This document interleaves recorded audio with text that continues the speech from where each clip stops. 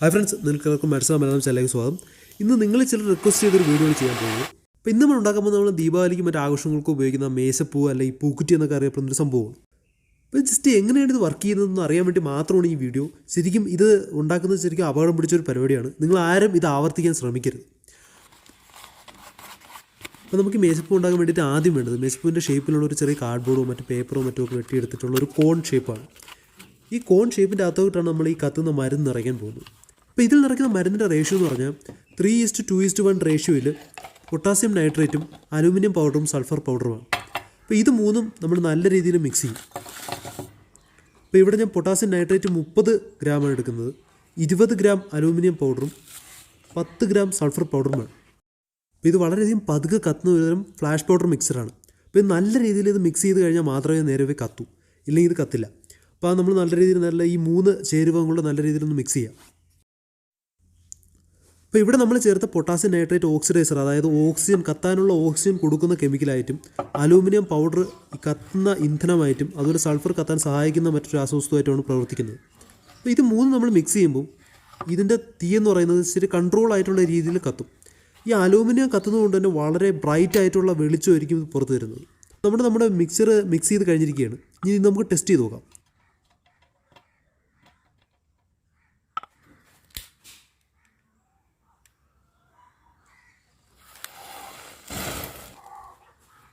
അപ്പോൾ നിങ്ങൾക്ക് കാണാൻ പറ്റും വളരെ ബ്രൈറ്റ് ആയിട്ടുള്ള വെട്ടമാണ് ഇത് പുറത്തു വിടുന്നത്.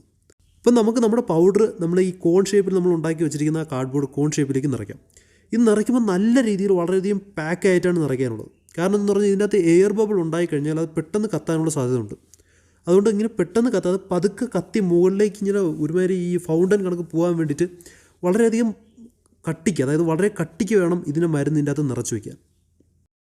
അപ്പോൾ നമ്മൾ ഏതാണ്ട് ഈ കോണിൻ്റെ പകുതിയിൽ കൂടുതൽ ഈ മരുന്ന് നിറച്ച് വെച്ച് കഴിഞ്ഞാൽ അതിൻ്റെ അകത്തോട്ട് കട്ടിയുള്ളൊരു പേപ്പർ ഇതുപോലെ അമർത്തി നല്ല രീതിയിൽ കട്ടിക്ക് എടുത്ത് വയ്ക്കുക.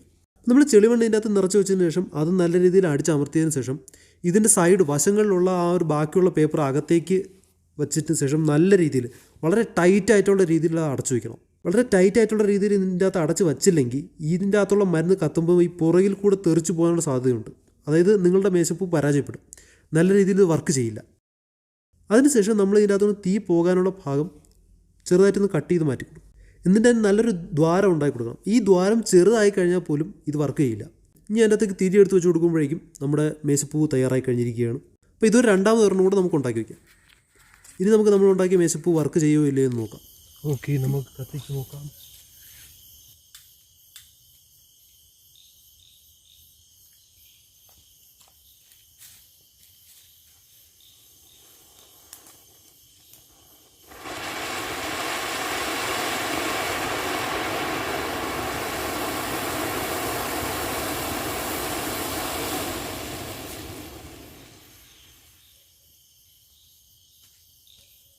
നിങ്ങൾക്ക് കാണാൻ പറ്റും നമ്മുടെ പൂക്കുറ്റി, അതാ മേശപ്പൂ അടിപൊളിയായിട്ട് വർക്ക് ചെയ്തിട്ടുണ്ട്.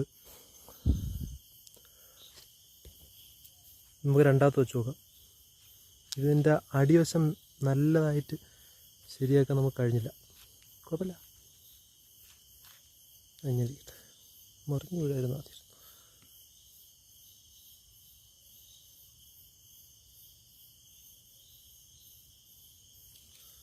ഓക്കെ,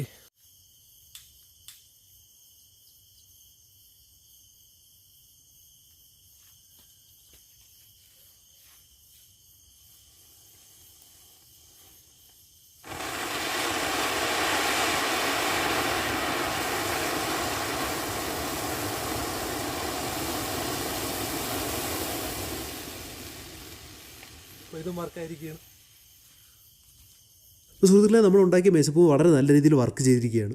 അപ്പോൾ ഇതുപോലെ എന്തെങ്കിലും തരത്തിലുള്ള വീഡിയോ കാണണമെന്നുണ്ടെങ്കിൽ താഴെ കമൻറ്റ് ചെയ്യുക. അതുപോലെ കൂടുതൽ ഇതുപോലുള്ള വീഡിയോകൾ കാണാൻ ഈ ചാനൽ സബ്സ്ക്രൈബ് ചെയ്തിട്ടില്ലെങ്കിൽ സബ്സ്ക്രൈബ് ചെയ്യുക. അടുത്ത വീഡിയോയിൽ കാണാം. Good bye.